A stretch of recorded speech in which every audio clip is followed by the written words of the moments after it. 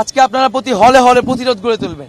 যেসব হল ক্যান্ডিডেটরা, যেসব নেতারা আপনাদের উপর আঘাত করেছে, আমাদের বোনেদের উপর আঘাত করেছে, তাদেরকে কিন্তু আপনারা হলে ঢুকতে দিবেন না। এই হল শিক্ষার্থীদের হল, এই হল শিক্ষার্থীদের হল, এই হলে কোনো অছাত্র, কোনো সন্ত্রাসীদের জায়গা হবে না। আমরা অলরেডি দেখেছি অমর একুশে হল, শহীদুল্লাহ হল, এফএইচ হল, তারা কিন্তু হলে অবস্থান নিয়েছে এবং তারা প্রতিজ্ঞা করেছে, প্রতিরোধ করছে যে হলে যারা তাদেরকে হামলা করেছে, যেসব সন্ত্রাসীরা, এইসব সন্ত্রাসীদের তাদেরকে হলে ঢুকতে দেওয়া হবে না।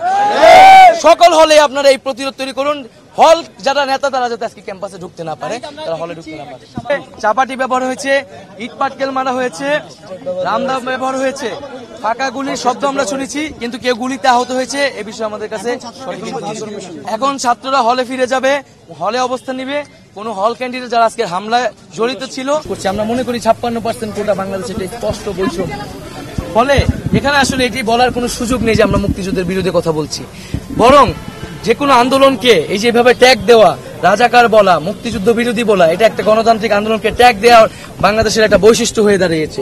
সেই জায়গা থেকেই কিন্তু সরকারের জায়গা থেকে এই ধরনের কথা বলা হয়েছে এবং এই আন্দোলনের সাথে কিন্তু রাজাকার শব্দের কোনো ধরনের সম্পর্ক ছিল না। এই সম্পর্কের সূত্রপাত কে ঘটিয়েছে? এই সম্পর্কের সূত্রপাত কিন্তু স্বয়ং প্রধানমন্ত্রী ঘটিয়েছে। নগদের কাছে সব গ্রাহকই প্রিয়, তাই তো সারা দেশে ক্যাশ আউট চার্জ সবচেয়ে কম। তিনি কিন্তু আন্দোলনকারীদের রাজাকারের নাতিপুতি বলে ইঙ্গিত করেছেন। তখন ছাত্ররা পাল্টা জবাব দিয়েছে, আমরা আমাদের আন্দোলন যৌক্তিক এবং ন্যায়সঙ্গত, রাজাকার বলা হোক না কি বলা হোক তাতে আমাদের কিছু যায় আসে না। আমরা জানি আমরা ন্যায়সঙ্গত আন্দোলন করছি, আমরা সেই আন্দোলন চালিয়ে যাব এবং এখানে তৃতীয় পক্ষের সুযোগের কোনো ঢুকার কোনো সুযোগ নেই। আমরা সবসময় বলছি শিক্ষার্থীদের একটা যৌক্তিক দাবি পূরণ করে দিলে এই আন্দোলন শেষ হয়ে যাবে। এখানে তো দাবি পূরণ না করে তারা কেন এই ধরনের কথা বলতেছে, এটাই আমাদের কাছে বোধগম্য পাইনি। এই জন্য আমরা এই বিষয়টি ঘোষণা করিনি, আমাদের অফিসিয়াল জায়গা থেকে ঘোষণা করা নেই। অনেকে এই বিষয়ে বলেছেন, আমরা এই বিষয়টি খতিয়ে দেখবো। আপনাদের জায়গা থেকে যদি সঠিক ইনফরমেশন থাকে আমাদেরকে দিয়ে সহায়তা করবেন। ক্যাম্পাস তো অবশ্যই নিরাপদ না এবং আপনারা দেখলেন যে আমরা ক্যাম্পাসের শিক্ষার্থী হয়েও আমরা শহীদ মিনার যেতে চেয়েছিলাম, আমাদেরকে বাধা দেওয়া হয়েছে।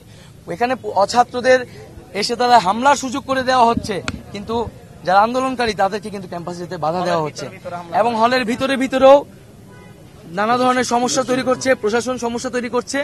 আমরা স্পষ্ট বলতে চাই এবং শিক্ষার্থীদের প্রতি আহ্বান থাকবে, আজকে আপনারা প্রতি হলে হলে প্রতিরোধ গড়ে তুলবেন। যেসব হল ক্যান্ডিডেটরা, যেসব নেতারা আপনাদের উপর আঘাত করেছে, আমাদের বোনেদের উপর আঘাত করেছে, তাদেরকে কিন্তু আপনারা হলে ঢুকতে দিবেন না। এই হল শিক্ষার্থীদের হল, এই হল শিক্ষার্থীদের হল, এই হলে কোনো অছাত্র, কোনো সন্ত্রাসীদের জায়গা হবে না। আমরা অলরেডি দেখেছি অমর একুশে হল, শহীদুল্লাহ হল, এফএইচ হল, তারা কিন্তু হলে অবস্থান নিয়েছে এবং তারা প্রতিজ্ঞা করেছে, প্রতিরোধ করছে যে হলে যারা তাদেরকে হামলা করেছে, যেসব সন্ত্রাসীরা, এইসব সন্ত্রাসীদের তাদেরকে হলে ঢুকতে দেওয়া হবে না। সকল হলে আপনারা এই প্রতিরোধ তৈরি করুন।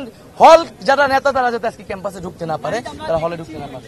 চাপাটি ব্যবহার হয়েছে, ইট পাটকেল মারা হয়েছে, রামদা ব্যবহার হয়েছে, ফাঁকা গুলির শব্দ আমরা শুনেছি, কিন্তু কেউ গুলিতে আহত হয়েছে এ বিষয়ে আমাদের কাছে সঠিক ইনফরমেশন। এখন ছাত্ররা হলে ফিরে যাবে, হলে অবস্থান নিবে। কোন হল ক্যান্ডিডেট যারা আজকে হামলায় জড়িত ছিল, সন্ত্রাসী, তাদেরকে হলে ঢুকতে দেওয়া হবে।